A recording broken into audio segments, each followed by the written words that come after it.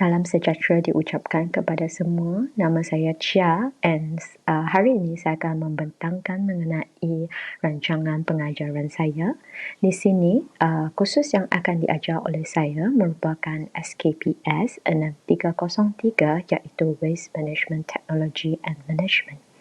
Di sini, objektif pembelajaran saya merupakan evaluate the effectiveness of advanced solid waste and wastewater management and treatment technology for solving environmental problems. Untuk pengetahuan sedia ada pelajar iaitu basic concepts of management and treatment technology for solid waste and wastewater for sustainable environmental conservation. Bagi prasyarat, pelajar dikehendaki untuk ada mengenai basic knowledge on management and treatment technology of solid waste and wastewater. Ya, pendekatan yang ingin saya gunakan ada 4, iaitu merangkumi flip classroom, exploration learning, group discussion serta yang keempat iaitu debriefing. Mengapa saya pilih pendekatan yang 4 ini? Iaitu student akan lebih mengetahui mengenai apa yang akan dipelajari serta mereka akan berminat untuk mengetahui dengan lebih lanjut mengenai topik ini. Ya, untuk flip classroom, macam mana saya akan kendalikan flip classroom? Iaitu students are required to self-study on solid waste and also wastewater. What is the definition of these terms, ya? Dan juga basic knowledge on the management and treatment technology.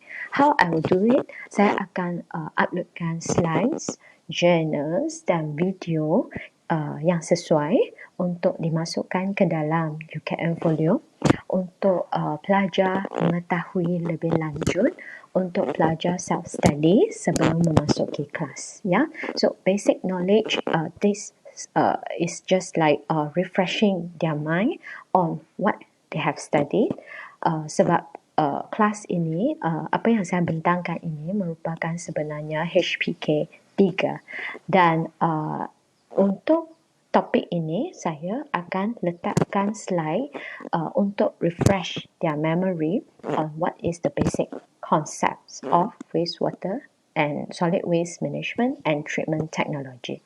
Ya, so yang kedua, exploration learning. Apa tu exploration learning? Di sini saya akan sediakan forum dan juga chat di UKM Folio di mana student are required to discuss and to share their views, their thoughts and their experience. Okay, mengenai isu semasa ataupun mengenai isu semasa about solid waste and wastewater dan juga apakah yang currently apply technology dan currently apply management systems that we have, alright, dan discuss the effectiveness. That is exploration learning. There will be like recall apa yang mereka pernah alami dan apa yang mereka pernah based on their personal experience, ya, dan untuk discuss in the forum and in the chat, ya. Di sini saya menggunakan cognitivism merupakan teori pengajaran saya untuk the first one, which is flip classroom, dan exploration learning I'm more to using personal experience, that is the constructivism, ya. Untuk yang ketiga merupakan group discussion. What is the group discussion about? Di sini saya akan membahagikan student mengikut groups, alright? Dan setiap group itu akan mencari makalah jurnal, alright? Any case studies that happens in Malaysia or even abroad, outside Malaysia, alright, for them to discuss, alright, among their members, how effective the technology and management system is. Okay, that has been applied in Malaysia ataupun outside Malaysia. How effective it is. So, saya akan require students to look into this based on their case study and discuss it. Among themselves, they have the outcome, dan mereka diperlukan untuk discuss the outcome of discussion in the class, dan of course discuss among their friends, even not their group members, and dengan pensyarah. Ya, itu merupakan group discussion yang saya akan guna, alright, dalam pendekatan pengajaran saya. Okay, then of course this is more to connectivism, whereby student akan ada group discussion, akan ada ability to mencari makalah jurnal yang sesuai, alright, untuk discussion. Yeah, so that is the third part of it. Dan lastly, saya akan buat debriefing. Debriefing adalah untuk sekali lagi ask the student apa yang kita discuss pada hari itu, dan untuk lebih lanjut lagi tahu their ability, whether they can effectively evaluate how is the treatment system works to solving environmental problems. Okay, saya akan juga ask them to recall what they have done, why such technique is being used, what will happen if this technology is not effective, serta saya akan tanya apakah yang future use of this technology untuk future environmental problems. We can have a projection on environmental problems yang akan berlaku di Malaysia ataupun around ourselves, alright? Dengan lebih detail lagi, saya menceritakan proses pembelajaran dari permulaan sampai ke debriefing.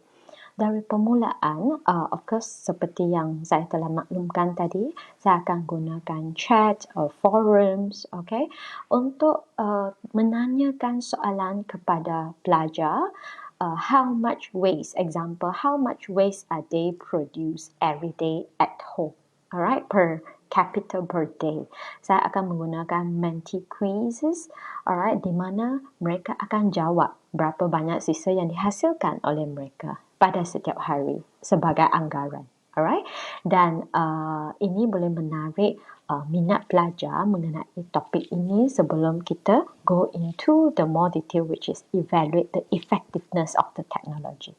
Alright, serta saya akan bertanyakan soalan mengenai what are the ways that mostly produced by themselves, and also what are the ways that mostly produced by Malaysian.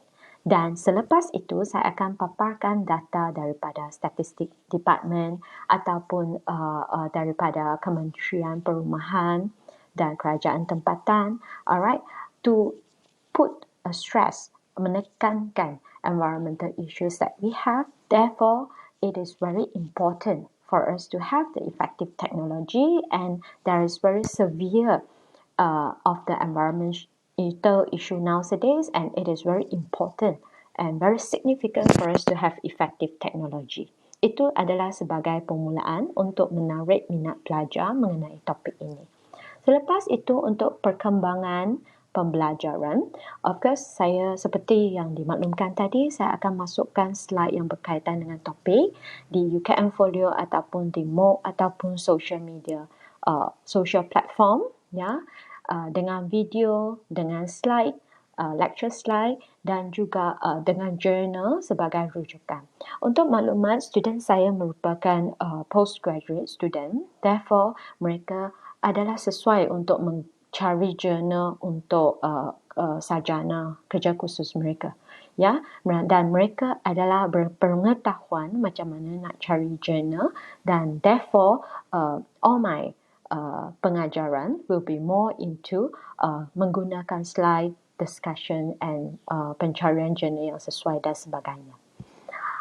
Seterusnya, untuk pengembangan isi pengajaran secara individu, saya akan request student to share their thoughts, their personal experience related to the issue, and personal experience about how effective the technology is, alright, for solving environmental problem. Dan mereka akan share their thoughts dan share their view melalui forum dan chat, and also group discussion about pros and cons of the technology using case study.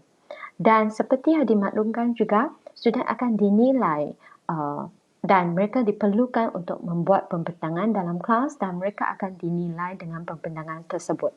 Dan saya request 5 to 10 slides dan juga Q&A session di mana pelajar perlu menjawab soalan daripada pensyarah dan juga rakan-rakan lain.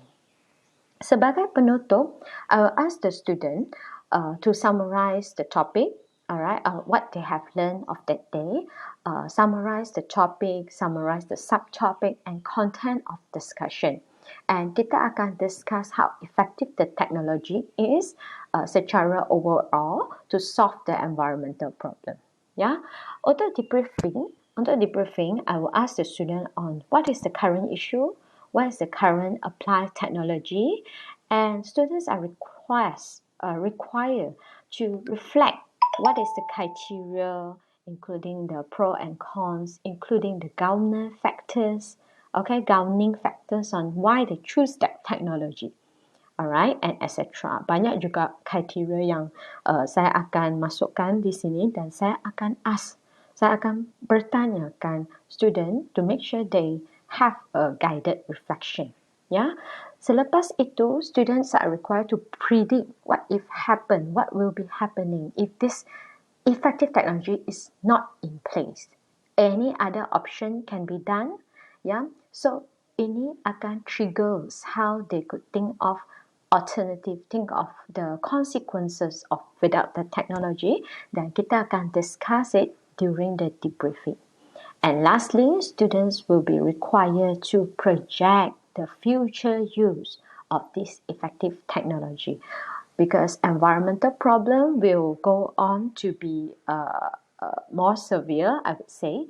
And what happened is the future involvement on effective technology is so important. Therefore, student is required to project, alright, and predict what will be happening in the future. Therefore, to resolve or mitigate pollution or to resolve the environmental problem. That's all from me untuk pembentangan rancangan pengajaran saya. Sekian diucapkan kepada semua. Terima kasih.